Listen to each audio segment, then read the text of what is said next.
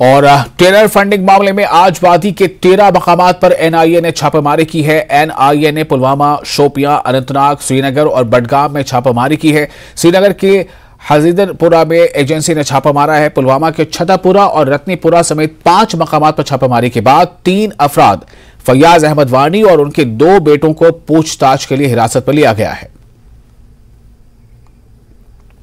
Jammu Kashmir state investigation agency ने जम्मू के मुख्तलिफ मकामात पर छापे मारे हैं। दहशतगर्दी के साजिश से जुड़े मामले में SIA की टीम ने पुलिस के साथ जम्मू के रायका इलाके में एक शख्स को हिरासत पर लिया। बटिंडे इलाके में CCTV जब्त किए, DVR और मोबाइल फोन भी कब्जे में लिया गया।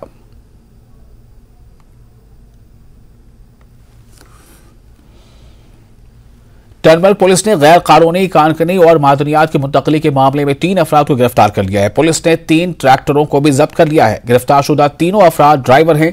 इस मामले में टनबल पुलिस स्टेशन में मुकदमा दर्ज कर लिया गया है।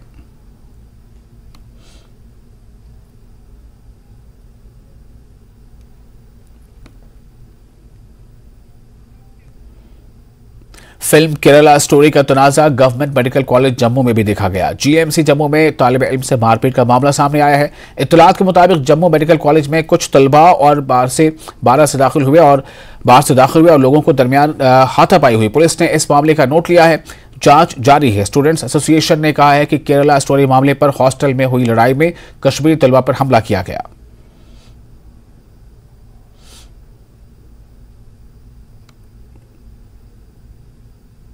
जम्मू यूनिवर्सिटी के साइकोलॉजी डिपार्टमेंट ने ज़हनी सेहत और तंदुरुस्ती के मौजू पर एक रोज़ा कौमी सेमिनार का इनेकाद किया। सेमिनार में जम्मू यूनिवर्सिटी के मुख्तलिफ शोबेजात के मुतलबा समेत मुल्क के मुख्तलिफ हिस्सों से नामवर डॉक्टरों और प्रोफेसरों ने शिरकत की।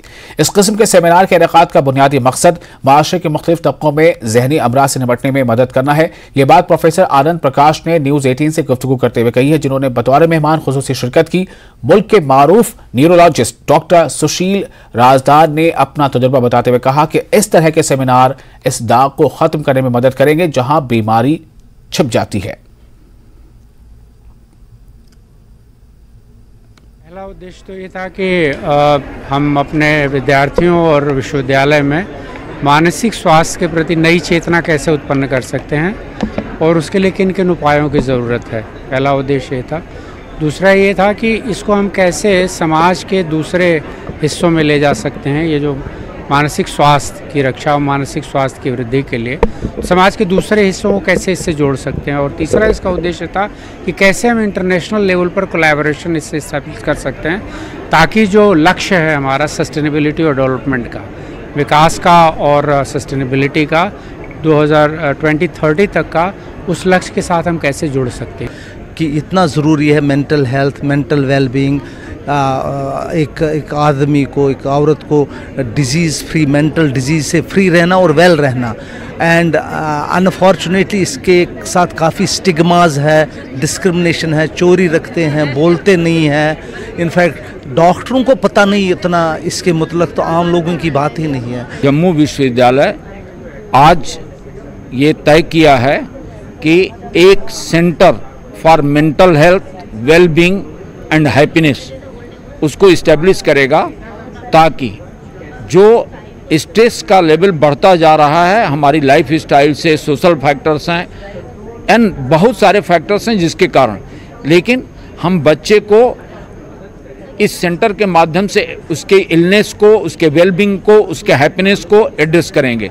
साथ ही साथ हमने 12 क्लब्स की स्थापना भी की है, जिसके तहत बच्चे को हम इन्वॉल्व करें वेरियस एक्टिविटीज़ में, चाहे वो डांस है, म्यूजिक है, पेंटिंग है, लिटरेरी एक्टिविटीज़ है, थिएटर है, फिल्म मेकिंग है, फोटोग्राफी है, स्पोर्ट्स है, ताकि उसको वो आइसोलेशन में न रह सके, वो इंगेज्ड रहे और उसका होलिस्टिक डेवलपमेंट हो सके।